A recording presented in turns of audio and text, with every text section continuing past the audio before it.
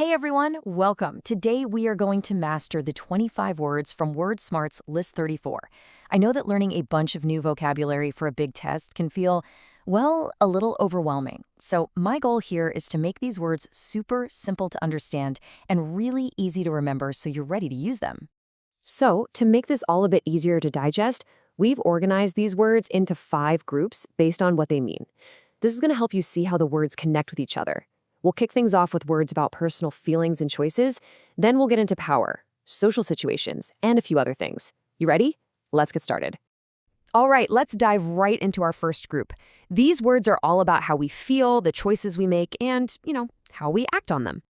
Okay, let's start by comparing 2 words that can be super confusing because they both come from the idea of will. One is all about having the freedom to choose, while the other is about being really, really stubborn. First up is volition. Now, volition is a noun, and it's your power to choose something for yourself. It's your own free will. For instance, you could say, he decided to join the project of his own volition, which just means nobody forced him to do it. Or, the committee made the decision by its own volition without any outside pressure. See? It's all about the freedom of choice. Now, let's look at willful. This word also comes from will, but it almost always has a negative feel to it. To be willful means you're stubborn in a bad way. You insist on getting what you want even if you know it's wrong. For example, the willful toddler just refused to put on his shoes. Or, the company showed a willful disregard for safety rules. It really means being deliberately disobedient. Okay, let's switch from will to feelings. Wistful. This is a great word. It describes that quiet, kind of sad feeling of longing for something in the past, or maybe something you just can't have. Like when you look at an old photo from a happy vacation. That mix of sweet memory and a little bit of sadness, that's a wistful feeling. You could say, she gave a wistful smile as she thought about her university days. And now for a word with a lot more energy, zealous. If you are zealous, you are just bursting with passion and devotion for something. It could be a cause, a person, or a sports team. So someone might be a zealous advocate for animal rights. It means they're way more passionate than just a typical fan or supporter. This next word, wanton, is a pretty serious one. It describes a terrible action that was done for no reason at all.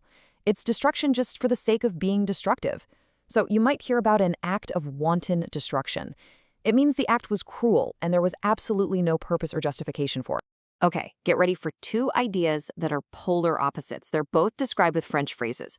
One is all about a deep, heavy sense of boredom with everything, and the other is about a powerful, infectious love for life itself.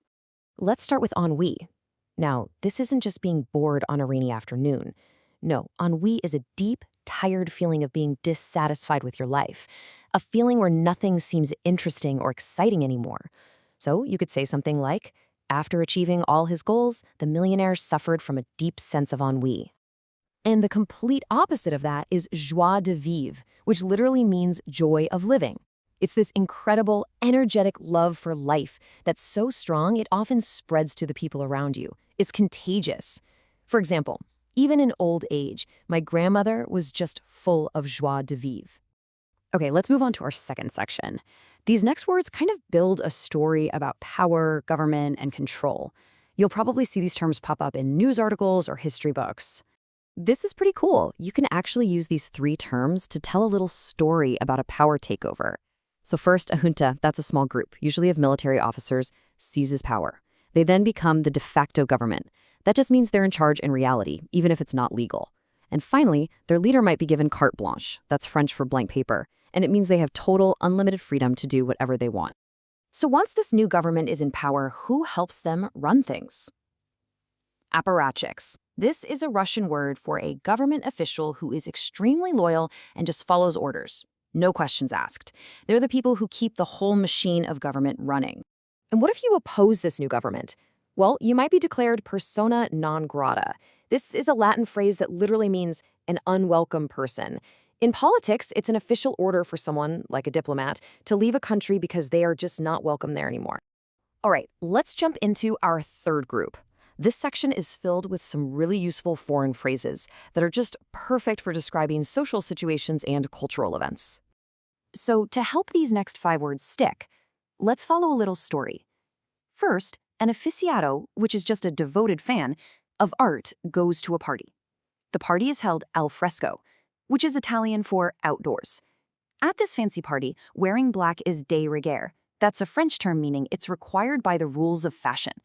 Unfortunately, our fan commits a faux pas, another French term, this one for a social mistake, and later has to say mea culpa, which is Latin for my fault, to apologize. A related idea for social situations is being au courant. This French phrase means in the current. If you're au courant, you're up to date and well-informed about all the latest news and trends. For instance, reading fashion magazines helps her stay au courant with the latest styles. Okay, our fourth group of words comes from Latin. You're going to see these pop up in legal documents, in courtrooms, and in formal arguments. They're actually really useful for building a more sophisticated vocabulary.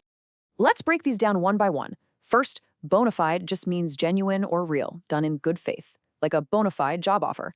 Next, ipso facto means by that very fact. For example, if you're the only person in the room, then ipso facto you are responsible. A fait accompli is something that has already happened and can't be changed. You could say, the decision to sell the company was a fait accompli.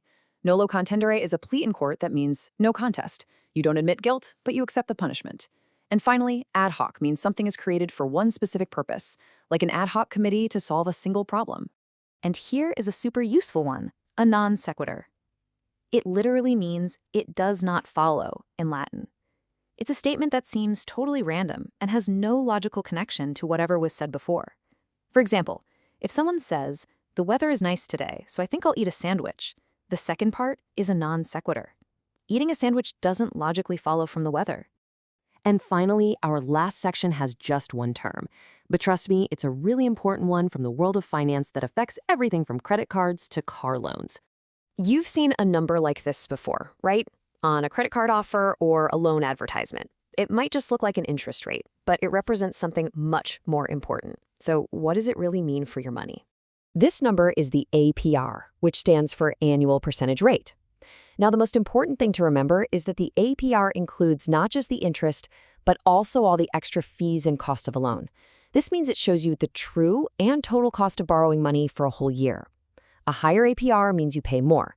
So the key takeaway here is to always ask, what is the APR? It will help you make much, much smarter financial decisions.